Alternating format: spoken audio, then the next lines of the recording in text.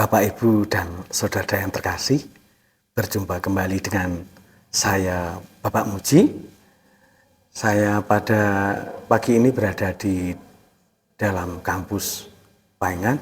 Ya, suasana sangat segar, kita akan menerima sabda Tuhan. Marilah kita berdoa terlebih dahulu. Dalam nama Bapa dan Putra dan Roh Kudus. Amin. Bapa yang penuh kasih, kami mengucap syukur kepadamu. Terima kasih atas penyertaan-Mu. Kami akan menerima sabdamu, kami mohon berkat-Mu supaya sabdamu menjadi kekuatan bagi hidup kami. Demi Kristus Tuhan pengantara kami. Amin. Markus 6 ayat 17 sampai dengan 29.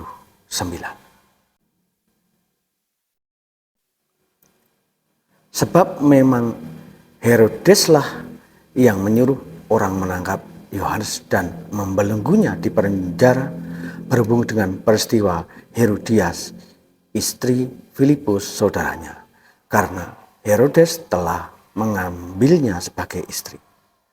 Karena Yohanes pernah menegur Herodes, tidak halal engkau mengambil istri saudara.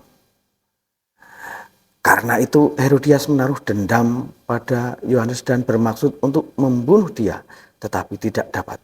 Sebab Herodes segan akan Yohanes karena ia tahu bahwa Yohanes adalah orang yang benar dan suci, jadi ia melindunginya.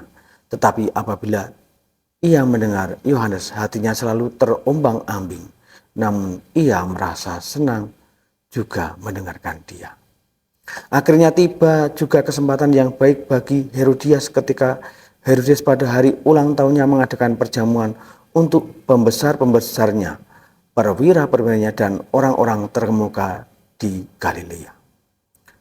Pada waktu itu anak perempuan Herodias tampil lalu menari dan ia menyukakan hati Herodes dan tamu-tamunya.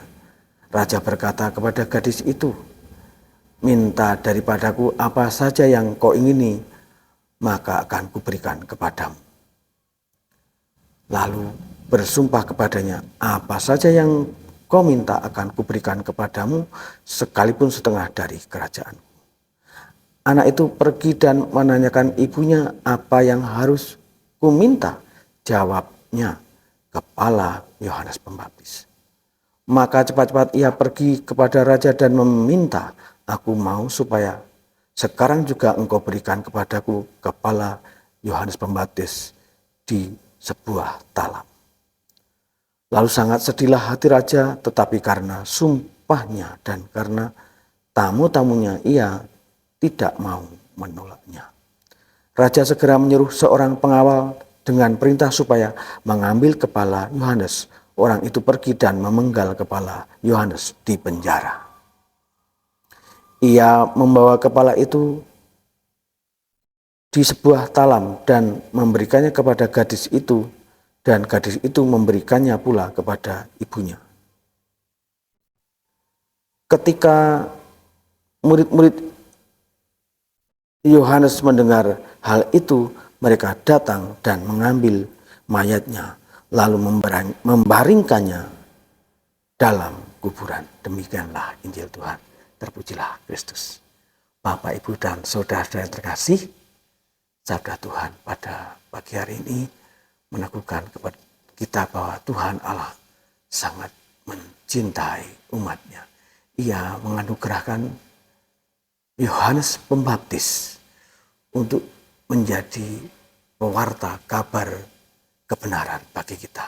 Ya, dalam hidup kita sehari-hari kita sering menemui hal-hal yang tidak sesuai kebenaran dalam masyarakat. Ya, mungkin pergaulan bebas di kehidupan anak muda.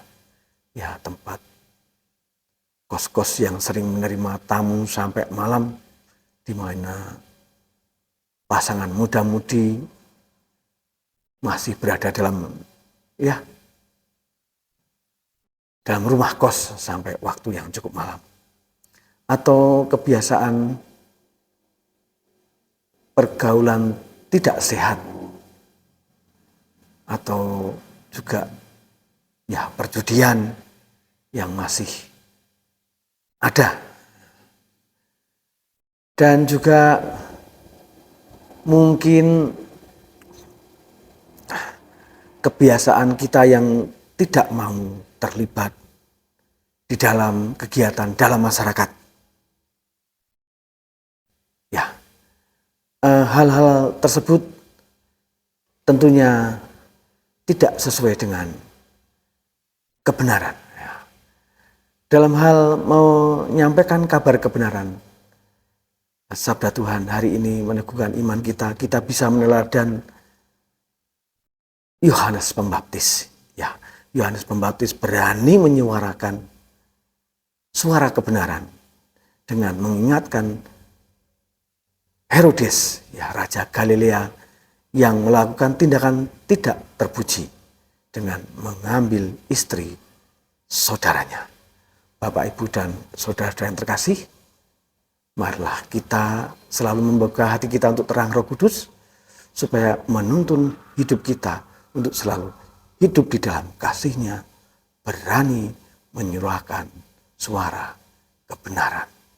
Kemuliaan kepada Bapa dan Putra dan Roh Kudus, seperti pada permulaan, sekarang, selalu, dan sepanjang segala abad. Terpujilah nama Yesus, Bunda Maria, dan Santo Yosef, sekarang dan selama-lamanya. Dan Bapa dan Putra dan Roh Kudus. Amin. Bapak, Ibu, dan saudara terkasih, terima kasih kita telah bersama-sama mendengarkan firman Tuhan. Semoga menjadi kekuatan bagi hidup kita. Selamat bekerja, selamat beraktivitas. Tuhan memberkati.